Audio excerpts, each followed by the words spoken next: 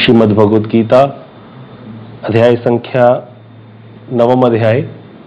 श्लोक संख्या कौन सा चल रहा था? लास्ट में आगे थे, बिल्कुल करना प्रभु जी। हाँ, तो 11 श्लोक का लास्ट में थोड़ा सा रह गया था, इसको पढ़ लेते हैं। क्या है, थोड़ा सा ऊपर कर दो। हाँ, तो ये आया ना मूढ़ लोग, तो कह रहे कृष्ण अवजानन्ति मामूढ़ा मानुषिम तनुमाश्रितम। जो मूढ़ लोग हैं वो मेरे इस स्वरूप को नहीं जानते। यही है ना श्लोक ये। तो वो क्या कहते हैं, मुझे वो जन्मने मरने वाला समझते हैं, मैं भूत महेश्वर हूँ सब, अर्थात मेरे कौन से स्वरूप को, जो कृष्ण स्वरूप है। अर्थात वो किस स्वरूप को मानते हैं? वो नारायण को तो मानते हैं, लेकिन इस स्वरूप के विषय में वो यही कहते हैं कि ये नित्य नहीं है, तो वो मूढ़ है। इसीलिए कह रहे हैं मेरा यह स्वरूप प्रकाश केवल अचिंत्य शक्ति के प्रभाव से ही होता है। मूढ़ लोग इसे सच्चिदानंद मूर्ति को मानव शरीर समझकर यह स्थिर करते हैं कि मानव मैंने प्रपंच विधि के बाध्य होकर के औपाधिक शरीर ग्रहण किया है, कि ठाकुर जी का शरीर भी उपाधि का। उपाधि अर्थात उपाधि उसको बोलते होते हैं जो आई हुई है, जो परमानेंट नहीं है। जैसे प्रधानमंत्री नरेंद्र मोदी, इसमें मोदी उपाधि नहीं है, प्रधानमंत्री उपाधि है, वो आई है चली जाएगी कभी ना कभी। तो उसके बाद अगर मोदी की आत्मा और मोदी अगर बात करें तो उसमें मोदी उपाधि है, लेकिन आत्मा नित्य है, तो उस हिसाब से मोदी उपाधि है नाम जो है, क्योंकि वो नाम नित्य नहीं है। अगले जन्म में कोई और नाम हो जाएगा, जिस प्रकार की योनि होगी उस प्रकार का नाम हो जाएगा। तो भगवान कहते वो लोग जो ऐसे लोग हैं मूर्ख लोग, वो क्या समझते हैं कि मैंने भी प्रपंच की विधि के अंतर्गत होकर के औपाधिक शरीर ग्रहण किया है, कि कृष्ण पहले नहीं था, ये तो ब्रह्म को माया ने पकड़ लिया, इसीलिए वो कृष्ण या राम बन के सामने आ गया। तो इसीलिए ये भूत महेश्वर था, तो सच्चिदानंद नहीं है, ऐसा सोचते हैं। वे यह नहीं समझ पाते हैं कि इस स्वरूप में ही मैं समस्त भूतों का महेश्वर हूँ। कृष्ण का जो लोग स्वरूप गोलोक वृंदावन में, वही स्वरूप ठाकुर जी ने यहाँ प्रकट कर दिया प्रपंच में, लेकिन वो लोग नहीं समझ पाते। अतः अविद्वत प्रतीति द्वारा वे मुझ में एक शुद्र भाव अर्पित करते हैं, आरोपित करते हैं। मतलब उसमें कुछ भी विद्वता नहीं है, वहां पर कुछ भी जानने वाली बात नहीं है। जिनकी विद्वत प्रतीति उदित हो गई है, जिनको समझ में आ गई ये बात, वो मेरी स्वरूप को नित्य सच्चिदानंद तत्व के रूप में समझ सकते हैं, वही जानते हैं सच्चिदानंद है कृष्ण। और मूढ़ लोग नहीं समझ सकते, यद्यपि वो भजन भी करने वाले होते हैं, लेकिन वो क्या किसका भजन करते हैं? या तो ब्रह्म का ध्यान करते हैं, या नारायण को, ये सब कुछ मानते हैं। कृष्ण स्वरूप की वो अवज्ञा करते हैं कि कृष्ण तो जो है वो नित्य नहीं है, वो तो ब्रह्म को माया ने पकड़ लिया, वो औपाधिक है, ऐसा मानते हैं। ऐसे लोगों का फिर क्या गति होती है, इसका अगले श्लोक में दे रहे हैं। मोगाशा मोग कर्म न मोग ज्ञान विचेतस राक्षसीम आसुरीम चैव प्रकृति मोहिनीम श्रिता। हाँ जी प्रीति दीदी वृंदावन से अन्वय कीजिए इसका।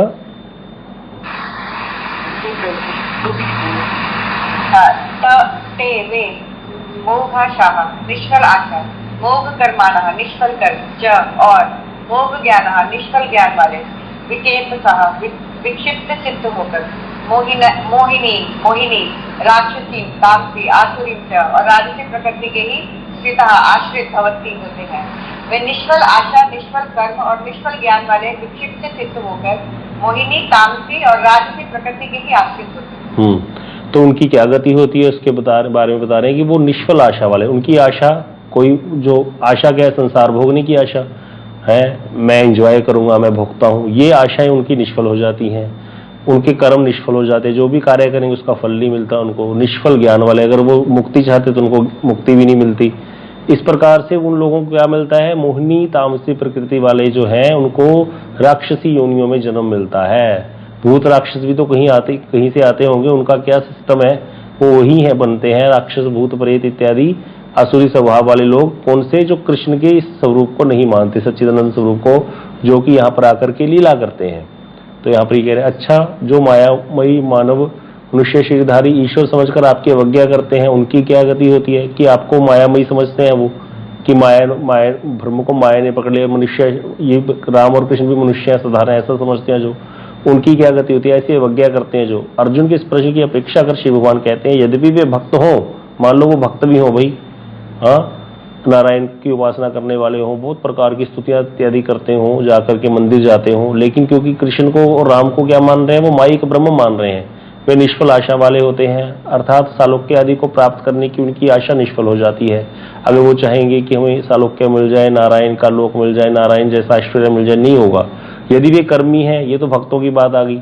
कर्मी लोग भी तो ऐसे हो सकता है, व्यक्ति कर्मी और भगवान के स्वरूप को ना मानता और रामकृष्ण आदि को, लेकिन कर्मी लोग भी जाते हैं, धर्म कर्म तो वो भी करते हैं, तो स्वर्ग आदि फल प्राप्त होता है उनको धर्म कर्म करने से कर्मियों को, लेकिन उसको स्वर्ग आदि फल नहीं मिलेगा ऐसे व्यक्ति को जो भगवान के स्वरूप को नहीं मानता नित्य है, तो उनको वो स्वर्ग आदि कर्म फल प्राप्त नहीं कर पाते।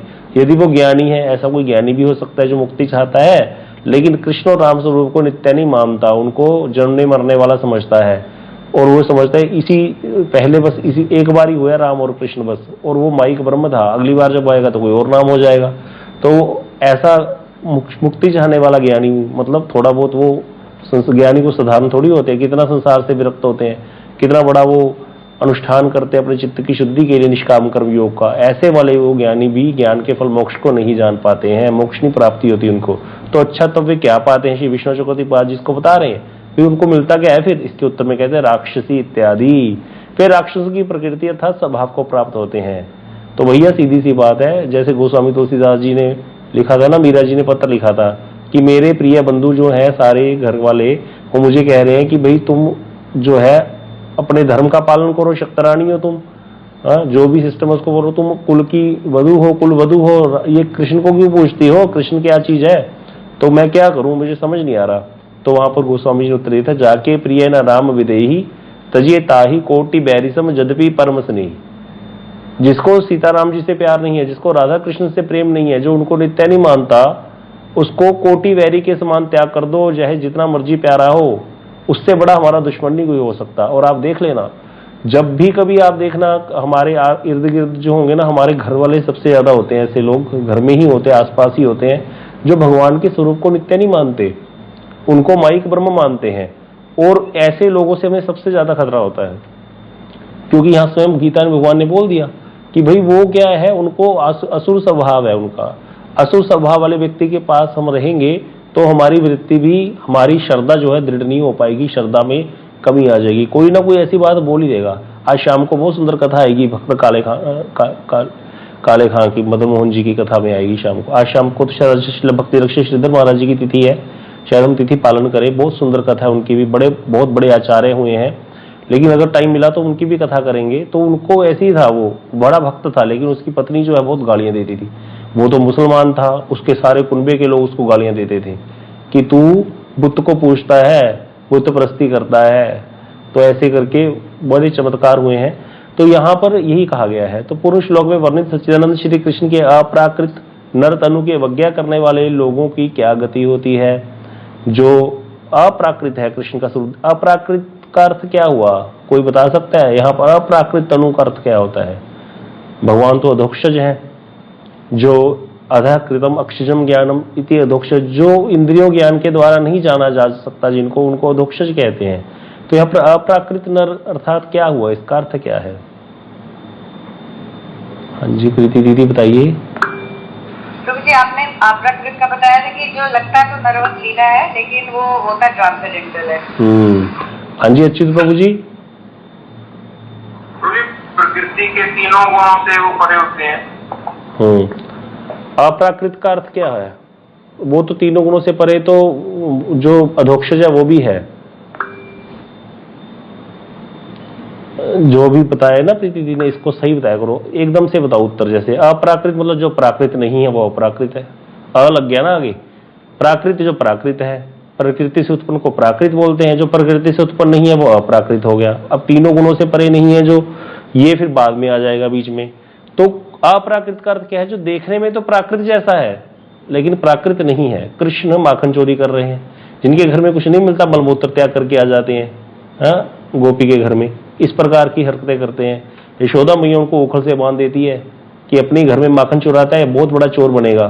देखने में तो प्राकृत जैसा है ना, पूरी प्राकृत लीला है, कोई भी व्यक्ति इसमें शंका कर सकता है। तो कहते देखने में प्राकृत है लेकिन है अप्राकृत। तो इस प्रकार सच्चिदानंद श्री कृष्ण के अप्राकृत नर तनु की अवज्ञा करने वाले लोगों की क्या गति होती है? भगवान जो लीलाएं कर रहे हैं ये सिर्फ जीवों को अपनी तरफ अट्रैक्ट करने के लिए कर रहे हैं यहाँ पर, और उनकी भी लीला को प्राकृत मान लेना, लेकिन है वो अप्राकृत, तो उनकी गति क्या होती है ऐसे लोगों की, इसे इस श्लोक में बताया जा रहा है। उनकी कामना अर्थात उनका तो इस लोक में जो कामना करेगा, वो कर्म करेगा, जो ज्ञान करेगा, सब कुछ व्यर्थ हो जाते हैं। यहाँ तक कि वे विक्षिप्त चित्त होकर के विवेक को नष्ट करने वाली राक्षसी और आसुरी प्रकृति का आश्रय कर परमार्थ से च्युत हो जाते हैं। ऐसे दिख रहे हैं लोग हमको, अभी हिंदुओं में भी ऐसे लोग दिख रहे हैं जो भगवान राम का नाम लेना नहीं चाहते, उल्टा पुल्टा बोलते हैं, गलत बात करते हैं। तो ऐसे वो राक्षसी तो है, उनकी प्रकृति आसुरी प्रकृति है। जब भी कभी सनातन पे आंच आई है, जब भी सनातन का नाश हुआ है, किसी ने करने की कोशिश की है, वो बाहरी किसी ताकत से नहीं हुआ, हमारे बीच में ही लोग होते हैं, हिंदू ही होते हैं कहलाने वाले। हाँ, उनके द्वारा ही ये सारे कार्य होते हैं। वो कौन है? वो देखने में हिंदू जैसा दिख रहा है, वो असुर है जो कि राम और कृष्ण को नहीं मानता, ऐसा देखा जा रहा है। आप देख रहे हो आजकल सारा ही सरेआम चल रहा है। तो वो ऐसे लोग हैं। तो इसलिए कह रहा जो लोग यहाँ पर क्या, जहाँ बृहद वैष्णव में भी कहा गया, जो लोग परमात्मा श्री कृष्ण के देह को पंचभौतिक मानते हैं, वे श्रुति और स्मृति के विधान के अनुसार सभी कर्माधिकार से बहिष्कृत किए गए हैं। जितने भी श्रुति और स्मृति में विधान बताए गए हैं कर्मों के अधिकार के, वो सबसे बहिष्कृत हैं। ऐसे पापियों का मुख दर्शन होने पर वस्त्रों के साथ स्नान करने की विधि है। कितना ज्यादा मुश्किल है ऐसे लोगों के साथ। और ये हमारे बीच में ही घूमते हैं, कोई मुसलमान नहीं होते, ये लोग हिंदू ही होते हैं। ऐसे व्यक्ति हिंसापूर्ण, तामसी, राक्षसी तथा विवेक विलोपिनी मोहिनी प्रकृति का आश्रय कर नरक के भागी होते हैं। इनको नरक मिलना ही मिलना है। प्रॉब्लम इन लोगों की क्या होती है, स्वयं तो गिरे हुए होते ही हैं। जो बेचारा कोमल श्रद्धा वाला होता है, जिसकी सुकृति दृढ़ नहीं है, उसका भी नाश कर देते हैं। क्योंकि सुकृति से ही तो व्यक्ति के अंदर दृढ़ता आएगी, संशय नाश हो जाएगा। लेकिन हर व्यक्ति का तो संशय नाश नहीं हो सकता। अभी इस टाइम भी 73 पीपल यहाँ पर कथा सुन रहे हैं। क्या सबकी बुद्धि इतनी दृढ़ है कृष्ण के प्रति? हो नहीं सकता, इतनी जल्दी नहीं हो सकता। मतलब होगी, बहुत लोगों की होगी, ऐसा नहीं है यहाँ पर, लेकिन अभी समय लगता है। तो ऐसे जो लोग होते हैं असुरी प्रकृति वाले, वो ऐसी ऐसी बातें बोल देते हैं कि जिससे किसी भी व्यक्ति के मन में शंकाएं आ जाती हैं और उनका भी विचारों का नाश हो जाता है। तो इसीलिए ऐसे लोगों से बड़ा सावधान रहना चाहिए। भजन भले कम ही हो जाए पर दुष्ट का संग ना मिले। ये बात राम जी को विभीषण जी ने बोली थी। जब विभीषण जी भगवान की शरण में आए ना, तो भगवान ने कहा, भैया सखा धर्म निभई के ही भांति मैं जानूं तुम्हारी सब नीति, अति न्याय निपुण भावती थी। तुम्हें नीति अनीति अच्छी नहीं लगती, मुझे तुम्हारी रीति पता है। लंका में तुम्हारा वास है, तुम कैसे रहते हो? तो वहां पर वो कहते भरुबल वास नरक कर ताता, दुष्ट संग जन देई विदाता। भी नरक में रहना अच्छा है, राम जी कहते, लेकिन दुष्ट का संग भगवान किसी को ना दे। विधाता दुष्ट का संग ना दे दे किसी को। क्यों? दुष्ट व्यक्ति का संग जो है इतना नाश कर देता है हमारा कि हमारी भक्ति ही नाश हो जाती है। हमें वैसा वाला बना देगा वो जैसा स्वयं है। इसीलिए ऐसे लोगों का संग कभी ना मिले। भगवान से प्रार्थना करनी चाहिए, प्रभु अनर्थ नाश होने में भले 1-2 जन्म लग जाए, कोई बात नहीं, एक तो भक्तों का संग ना छूटे। और ऐसे दुष्टों के साथ, ऐसे दुष्टों के सामने आपकी कथा ना बोलनी पड़ जाए जिनकी आपके प्रति रति नहीं है। वो लोग क्या करते हैं, ऐसी बात बोलेंगे, सारा हमारा जो है भजन चौपट करके रख देंगे। इसीलिए हमेशा हमें ऐसे भक्त मिलने चाहिए, चाहे वो कनिष्ठ ही हो, लेकिन भजन करने वाले हों, भक्ति में आगे बढ़ने वाले हों। आगे क्या करते हैं श्लोक अगला, महात्मा नः तो माम पार्थ दैवीं प्रकृतिमाश्रिता भजन्त्य अन्य मनसो ज्ञात्वा भूतादिम अव्यम। हाँ जी, अनन्य भजन्ते अनन्य मनसो, अनन्य मनस है, अनन्य चित्त। भजन्ते अनन्य मनसो ज्ञात्वा भूतादिम अव्यम। हाँ जी सरोज दीदी, इसका अन्वय कीजिए आप। कृष्ण प्रभु जी दंडवत प्रणाम। पार्थ हे पार्थ, तो किंतु महात्मागण देवी प्रकृति का आश्रय कर अनन्य मन से अनन्य चित्त संतय होकर माम मुझे भूत आदि समस्त भूतों का आदि कारण च और अव्ययम अविनाशी ज्ञातवा जानकर भजन करते हैं। हे पार्थ, किंतु महात्मागण देवी प्रकृति का आश्रय कर मुझे समस्त भूतों का आदि कारण तथा अविनाशी जानकर अनन्य चित्त से निरंतर मेरा भजन करते हैं। तो यहाँ पर ये जो कहा गया कि जो पहले तो कहा गया मूर्ख लोग जो मुझे नहीं मानते, अब जो कहते मुझे मानते हैं वो क्या करते हैं? वो कौन है? वो महात्मा है, वो साधु कहलाएगा। जो मुझे भजन करता है मेरा, वो दैवी प्रकृति का आश्रय करता है, अर्थात वो उसका जो संबंध ज्ञान उधर उसको हो चुका है, अर्थात वो क्या करता है? तत्व ज्ञानी है और समस्त भूतों का आदि कारण जान करके मुझको अविनाशी जान करके मुझको अविनाशी। वो लोग क्या समझते हैं, पहले वाले मूर्ख लोग, राम भी मर गए, कृष्ण भी मर गए, लेकिन ये क्या जानता है कि नहीं, वो अविनाशी हैं। भगवान अपनी इच्छा से प्रकट होते हैं, अपनी इच्छा से चले जाते हैं। अनन्य चित्त से जान करके, ऐसा सब कुछ जान करके मेरा भजन निरंतर करते हैं, ऐसे जो महात्मा होते हैं। तो अब दूसरे लोगों के लिए बता दिया, जो भगवान का भजन करते हैं वो क्या है, उनको मेरे भजन के प्रति वृत्ति होती है। तो कहने आता है जो महात्मा है, अर्थात मेरी भक्ति की कृपा से जिन्हें महानता प्राप्त हो चुकी है, ये कोई भी हो सकता है। महात्मा का अर्थ यहाँ पर लाल कपड़े वाला साधु नहीं है। वृंदावन में आप आना, चनापू आश्रम है, यहाँ बहुत सारे आश्रम है जहाँ महात्मा बैठे बाढ़ बीड़ी पी रहे होते हैं लाल कपड़े वाले, तो वो महात्मा नहीं कहलाता। हम लोग तो ऐसे ही समझते थे पहले, जब तक नहीं जुड़े थे, कि महात्मा मतलब लाल कपड़े वाला साधु, चाहे बीड़ी पी रहा हो, है ना, चाहे वो खैनी खा रहा हो। खैनी क्या होती है? वो खैनी खाने वाले साधु भी हैं, वो साधु नहीं है।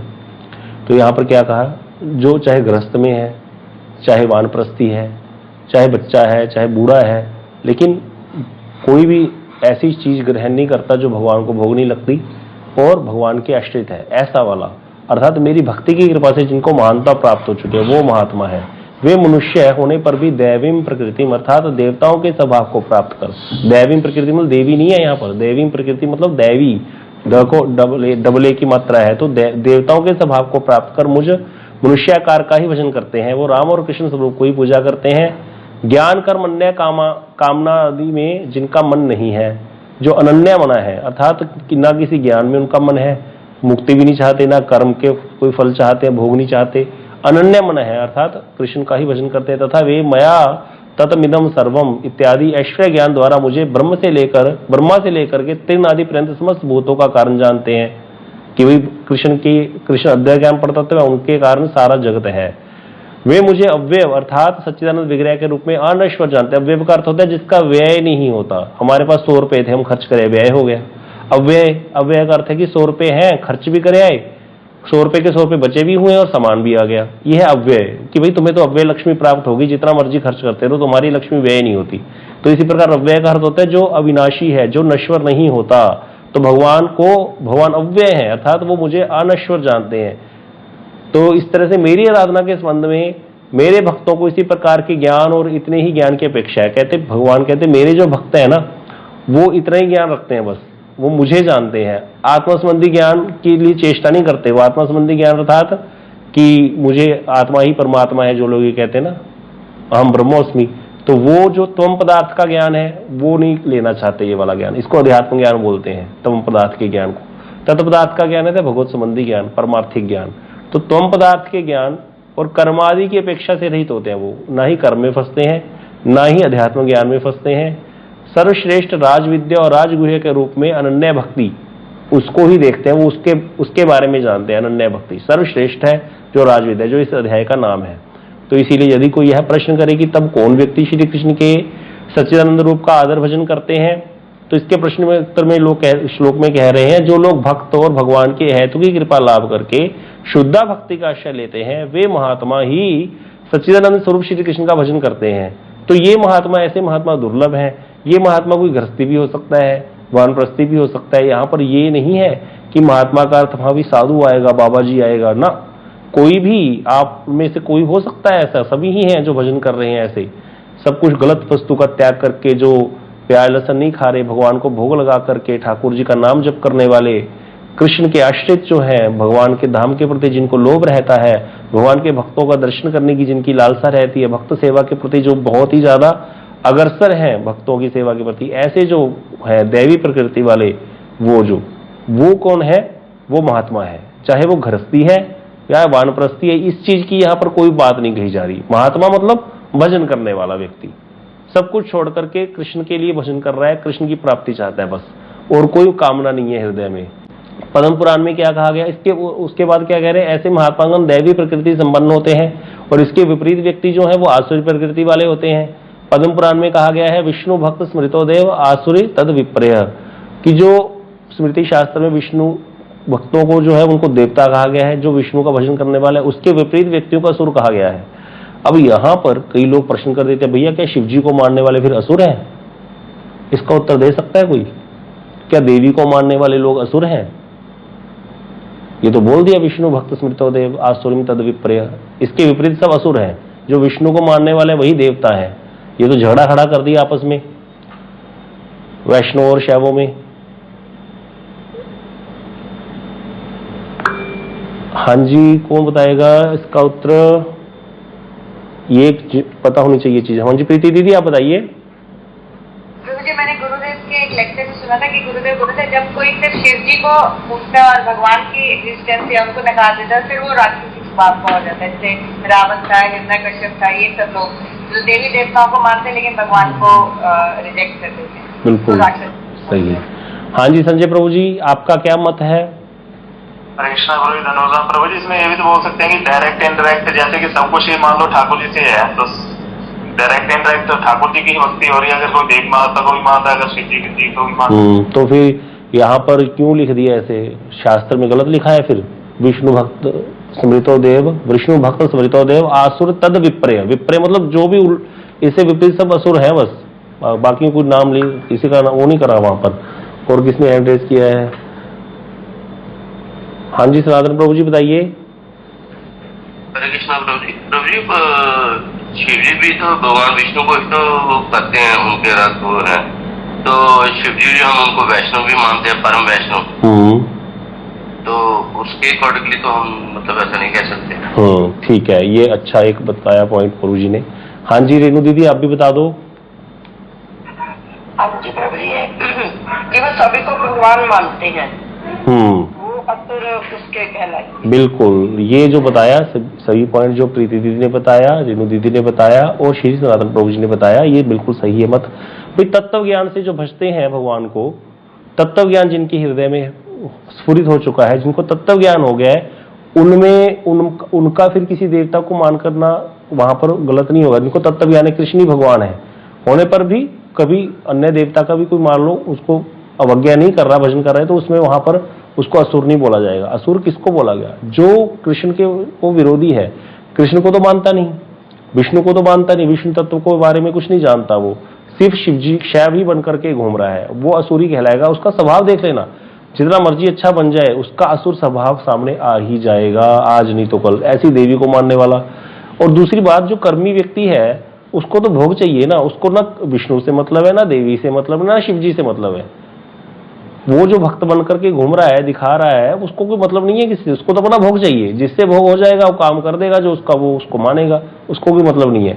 तो यहाँ पर उन लोगों की बात हुई जो बहुत कट्टर हो जाते हैं कि विष्णु को तो मानते नहीं, तत्व ज्ञान है नहीं, तो वो असुर कहलाते हैं। शैव बन करके घूमेगा, जैसे रावण की एग्जाम्पल दी दीदी ने, और भी कितने ही हुए हैं। कंस भी देवी को मानता था।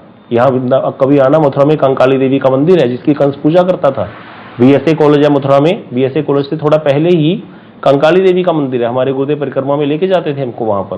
कंस उस देवी की पूजा करता था और उसी देवी के एक स्वरूप ने उसको प्रकट होकर के बोला था, तू मुझे क्या मारेगा, तुझे मारने वाला तो पैदा हो चुका है। फिर देवी रक्षा कर लेती उसकी। तो क्योंकि उसकी वृत्ति जो है, बुद्धि जो है, असुरी स्वभाव है, वो भगवान का बैरी है, इसीलिए वो असुर ही कहलाया। यद्यपि वो देवी को मानने वाला था, कंकाली देवी की पूजा करता था। जितने भी असुर हुए हैं ये सारे ही किसी न किसी देवी देवता को मानते थे, लेकिन भगवान के विरोधी थे, इसीलिए वो असुर कहलाए। जो भी प्रभु जी ने बोला कि भाई नहीं, विष्णु शिव जी तो परम वैष्णव है, वैष्णव में यथा शंभु, जो इस रूप में विष्णु शिव जी का भजन करते हैं वैष्णव में यथा शंभु मान करके, उनके लिए नहीं बोला गया, वो असुर नहीं है। उनको तो बहुत जल्दी प्राप्ति हो जाती है। नरसिंह मेहता 3 दिन शिव जी के ऊपर बैठे रहे भूखे प्यासे। शिव जी कहते भाई मैं तो जल चढ़ाने से प्रसन्न हो जाता हूं, तुमने तो अपने आप को मेरे पे चढ़ा, बताओ क्या चाहते हो, तुम यहाँ बैठे हो हमारे पास। तो नरसिंह मेहता जी कहते मैंने कुछ मांगने के लिए तो आपके पास आए नहीं, मैं तो ऐसी बैठ गया आगे, मेरे को मेरी भाभी ने घर से निकाल दिया। इतनी सर्दी में बेचारे पे ठंडा पानी डाल दिया तो उसकी भाभी ने ऊपर से, अंदर नहीं घुसने दिया था। वो सारा दिन लोगों की सेवा करते रहते थे, कृष्ण कीर्तन करते रहते थे। तो जब शिव जी प्रकट हो गए, शिव जी कहते भाई कोई वर तो मांगना पड़ेगा, मैं तो, मेरा दर्शन तो अमोघ है, कुछ ना कुछ तो तुम्हें लेना ही पड़ेगा, ऐसे मैं तुम्हें दिए बगैर नहीं जा सकता। अब तो वो कहते मुझे तो मांगना नहीं आता प्रभु, हाँ ना ही मैंने किसी इच्छा से आपको ऐसे कोई पूजा की आपकी, मैं तो ऐसे ही आपको शिवलिंग को ऐसे पकड़ करके बैठ गए थे वो। तो कहते हैं आप मुझे अपनी सबसे प्रिय वस्तु दे दो। शिव जी विचार करने लगे, मेरी सबसे प्रिय वस्तु क्या है? मेरी सबसे प्रिय वस्तु तो कृष्ण की रास है। वही रास में प्रवेश करा दिया सीधा डायरेक्ट। तो यहां पर असुर है वो? शिव जी के द्वारा प्राप्ति हो रही है नरसिंह मेहता को, वो असुर है क्या?